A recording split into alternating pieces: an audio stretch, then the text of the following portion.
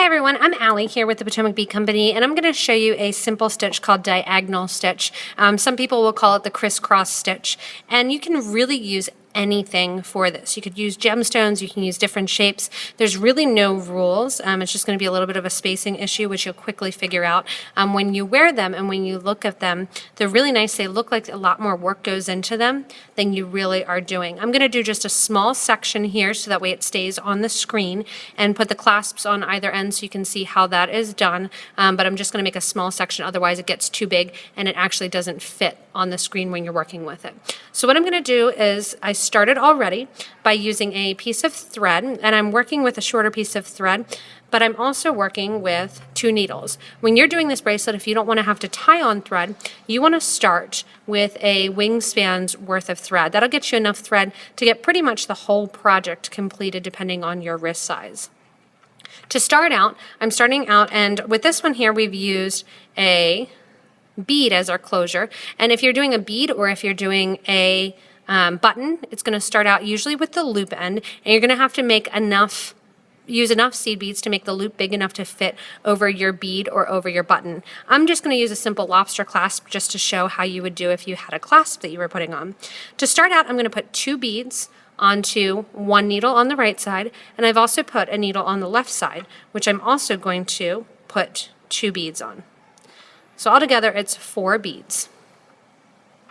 I like to do this with 1 with each hand just to get practice. You could put 4 on 1 needle, but that way it gets you in the habit of kind of allowing yourself to put some beads on each side. After that, I'm going to drop my bar on my lobster here on, and I'm going to put an equal amount of seed beads on the other side of the bar. The bar, the lobster, whatever you're using for your clasp. So I'm starting out by having my clasp and then 4 seed beads on either side.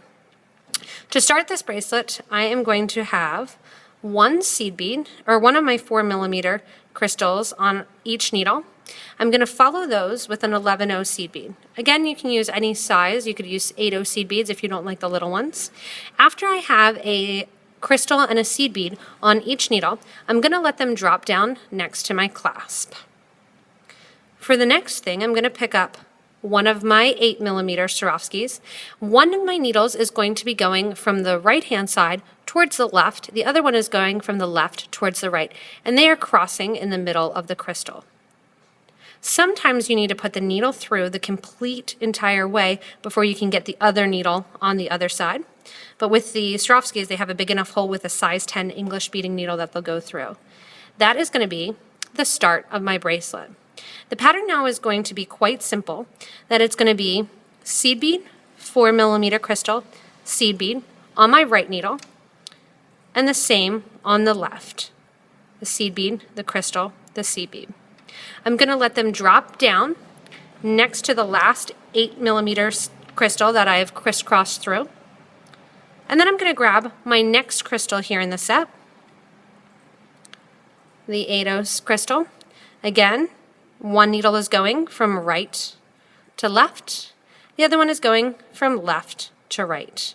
And I'm crossing those threads. So the bigger beads, whatever you run down the center, whether it's a crystal, a gemstone, a silver spacer, whatever it is, it's going to lay right in the middle and have 2 pieces of thread going through it. The thread I'm using, by the way, is wildfire beading thread. And I'm going to continue my pattern with seed bead, bead, seed bead on the right, seed bead, seed bead on the left.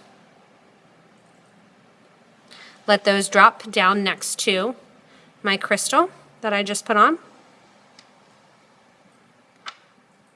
And again, pick up an 8mm crystal. 1's going right to left through the needle. Other needle is going left to right. Cross those and let it go down to the bottom. I'm going to continue doing this pattern till I've run out of crystals, and then show you how I add the clasp on the other side. So I've completed putting my crystals on in my pattern, and this is also a cute pattern that you can do with some 0.5 millimeter stretch, and you can do a ring out of this as well.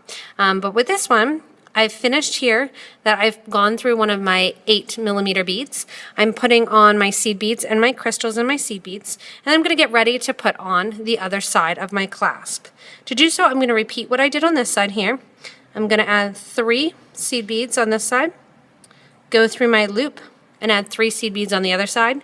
Because it's a loop, I'm just going to stick with the same side needle. I'm going to let those drop down so that they're hanging out there. And then what I'm going to do is I'm going to take my needle on the other side.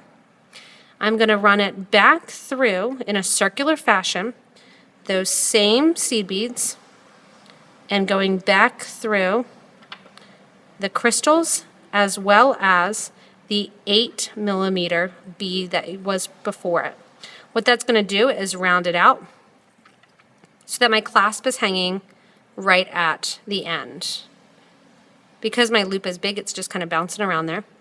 I'm going to finish by taking the needle that's hanging out on this side here before the crystal, and this one I'm going to bring down as well, right to that same point. So currently I have 2 pieces of cording going through that section.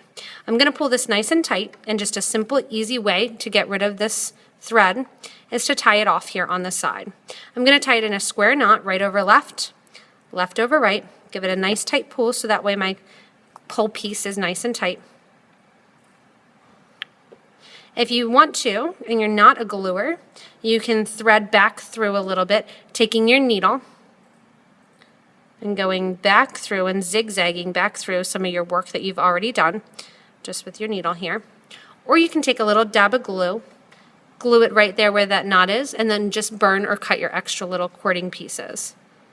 But that is going to be how you do diagonal stitch. Again, you can use it with a lot of different patterns, a lot of different beads, but it makes a really, really pretty, simple bracelet that you can put on and wear, and it really looks like it used a lot more work than it started out with. Again, you can go in here and make rings out of it with smaller crystals using 4mm and 3mm Swarovski, as well as 15-0 seed beads, switching from the 8 and the 4 and the 11 seed beads. So you can play around with this stitch, do a lot of different things, make multiple rows that you're attaching to it as well as we have some other tutorials and videos that we've done going over the tops with some hugs and kisses and adding some Monties on top of there as well. So this is a good base bracelet, good one to play around with, good one to start seed beading if you haven't done a lot of bead weaving stuff.